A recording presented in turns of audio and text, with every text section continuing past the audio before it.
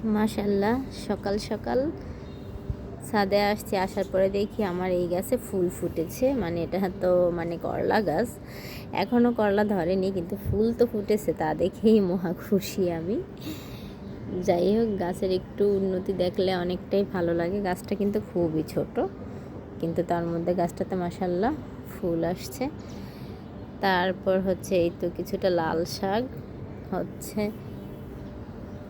তারপরে এইখানে টমেটো গাছও ফুল আসছে। মানে এগুলো দেখলে আসলে মন ভালো হয়ে যায়, খুবই ভালো লাগে।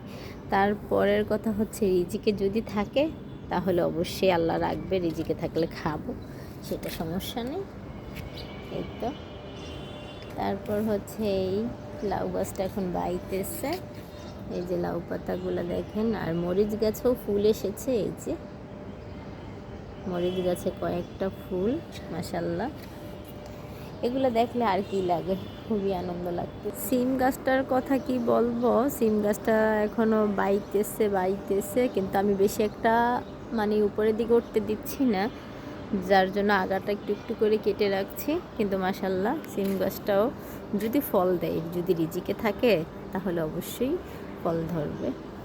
তারপর এখানে কথা হচ্ছে গিয়া আল্লাহ হয়তো বা এই যে আমার ঢেঁড়সটা বড় হয়েছে, ঢেঁড়স গাছে ঢেঁড়সটা মাশাল্লাহ বড় হয়েছে, দেখতে কতটা সুন্দর লাগতেছে।